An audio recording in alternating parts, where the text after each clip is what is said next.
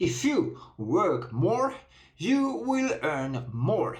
You could also say, the more you work, the more you earn. Double comparatives. Did you know them? Can you use them? We use double comparatives to establish a cause and an effect relationship. They tell us about the consequences of doing something. They are used to talk about the proportionate increase or decrease of something. Basically, one thing depends on another thing. There are several formulas that you can use. The more.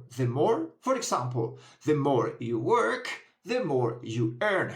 But you could also use the more, the less. The more you stress, the less productive you are. Or you could say the less, the more. The less you exercise, the fatter you get. Oops!